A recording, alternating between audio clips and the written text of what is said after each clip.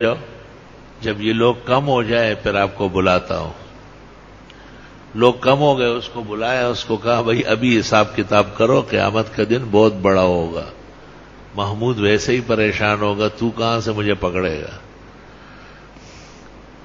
اس نے بتایا کہ میرے ہاں میری عزت لوٹنے پر ایک شخص مامور ہے اور وہ آپ کے خاندان کا بہت بڑا آدمی ہے، کوئی شاہی افسر اس کے خلاف کارروائی نہیں کرتا، سب اس سے ڈرتے ہیں.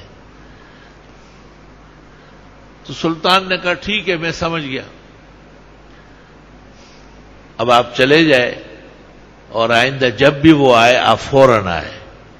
اور اس کو گھر کا ایک کونا بتایا کہ یہاں آپ پتھر مارے زور سے، میں باہر آؤں گا. اور اس سے پہلے تمام درباریوں سے ملاقات کرائی، بھئی اس کی ایک پریشانی ہے، میں نے اجازت دے دی، یہ دن رات جس لمحے میں آئے براہ راست میرے پاس پہنچاؤ، روکو نہیں اس کو. لیکن وہ دن آ گیا، وہ تکلیف کی گھڑی پیش آئی اور وہ بھاگا بھاگا آیا. چوبداروں نے کہا آرام سے بیٹھو، بادشاہ سلامت آرام کر رہا ہے، یہ ملنے کا وقت ہے کیا.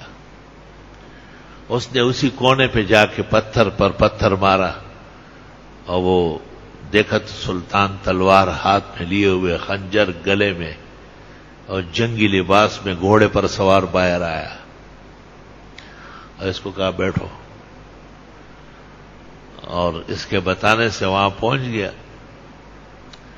تاریخ فرشتہ میں یہ واقعہ بلفظ ہی لکھا ہے. وہاں پہنچنے کے بعد وہ ظالم جو تھا وہ بدفعلی میں اس کے گھر اس کی اہلیہ سے لگا ہوا تھا.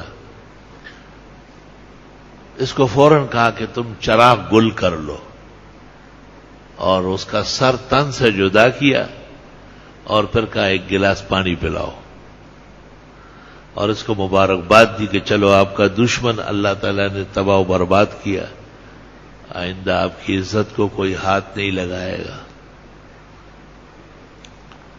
یہ شخص بادشاہ سے پوچھنے لگا کہ ایسا خطرناک موقع پر آپ نے کہا کہ بتی گل کر لو، یہ وقت تو اندھیرے کا نہیں ہے. فرمایا یہ سگا بانجا تھا، کہیں بہن کا چہرہ سامنے آئے اور عدل اور انصاف میں رکاوٹ نہ پیدا ہو جاتا. کہ پانی بہت جلدی مانگا، کہ جس دن سے آپ میرے سامنے روئے تھے میں نے عہد کیا تھا کہ جب تک آپ کے ظالم سے بدلے نہیں لوں گا میں پانی نہیں پیوں گا. اس وقت سے لے کے اتنے دن جو گزر گئے میں نے قطرہ پانی کا زبان پہ نہیں رکھا. تو جن لوگوں کی عادت انصاف ہو، عدل ہو، رعایا کو آرام راحت پہنچانی ہو، اللہ تعالیٰ ان کی مدد فرما لیتا ہے.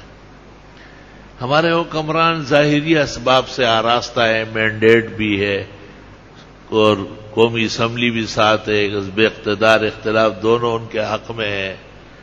ان کا خیال یہ ہے کہ فوج بھی ہمارے حق میں ہے، لیکن اس کے باوجود وہ نہ مرکز چھوڑا سکتے ہیں، نہ گلیاں و کوچے چھوڑا سکتے ہیں، نہ کسی کو کہہ سکتے ہیں کہ آپ کا یہ طریقہ کار جمہوریت کے خلاف ہے، قیام امن کے خلاف ہے، حکومتوں کی تبدیلی کا طریقہ یہ نہیں ہے.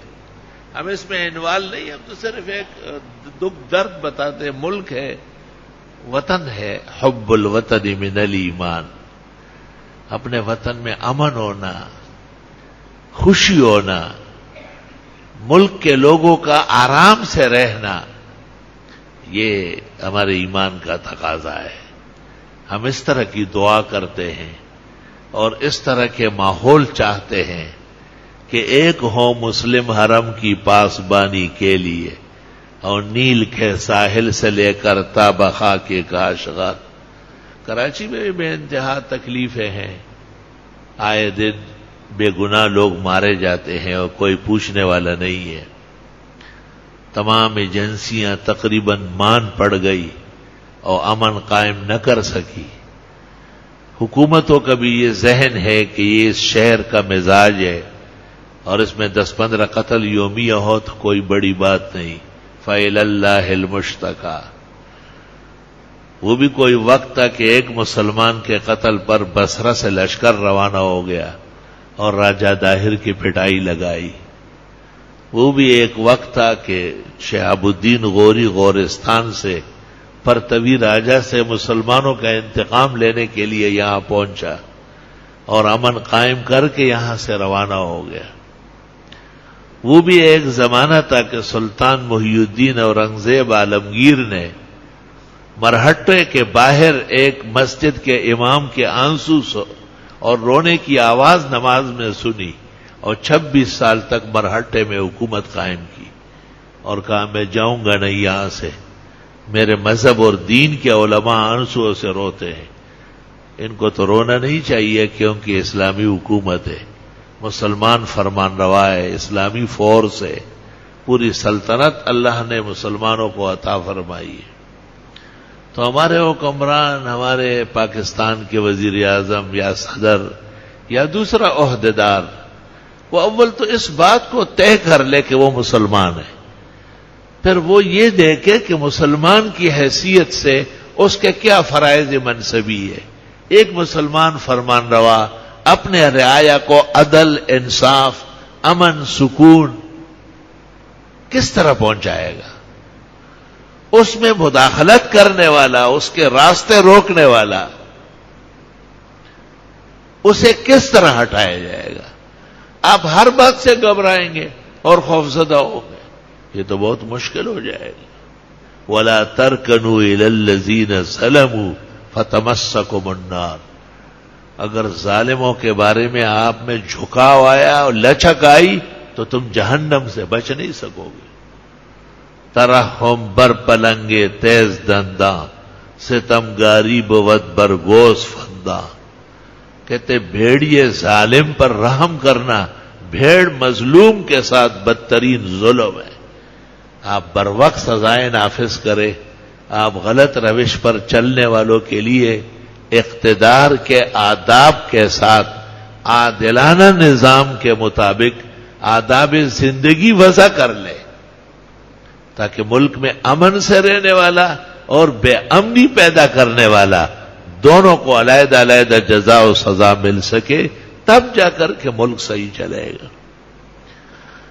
اور میرے بزرگوں، بھائیوں اور عزیزوں، یہ تو تبھی ہو سکتا ہے نا کہ بادشاہ وقت، وزیر اعظم، صدر، فوجی سربراہ، دوسرے محکموں کے ذمہ داران وہ اپنے آپ کو اللہ کے سامنے جواب دہ سمجھے. وہ اس سے نہ ڈرے کہ ہمارے خلاف اس سے بڑا جلوس آ جائے گا، راستے بلاک ہو جائیں گے، لوگ دھرنے دے دیں گے. وہ اس سے ڈرے کہ اللہ ناراض نہ ہو جائے. وہ یہ خوف اپنائے کہ بحیثیت ایک مسلمان فرمان روا کے مجھ پر ملک کے اقتدار اور انتظام کے نفاذ کا کیا حق ہے. فقہائے کرام نے ایک قاعدہ لکھا ہے، یہ جو لوگ زکوٰۃ لے کے جاتے ہیں نا، مثلا صدر میں جمع ہو رہی ہے، فلاں جگہ زکوٰۃ ظاہر اموال ظاہرہ کی اکٹھی ہوتی ہے، تو بعض صورتوں میں لوگ وہاں جا کے کہتے ہیں کہ بھئی ہم سے راستے میں چھین لیا گیا. تو علماء نے فتویٰ لکھا ہے کہ جو حکمران راستوں کو امن نہ دے سکے، لوگ ان کو زکوٰۃ نہ دے، وہ حقدار نہیں ہے حکومت کرنے کا، وہ امن پیدا نہ کر سکا راستوں میں.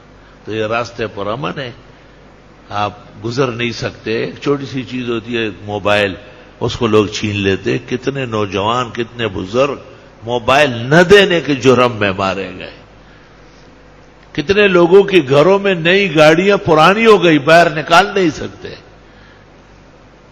اور میرا چھوٹا سا ایک نواسا ہے 4-5 سال کا، اس کو ایک گاڑی لا کے دے دی گئی، ایسے بچوں کی جو گاڑی ہوتی ہے کھلونا.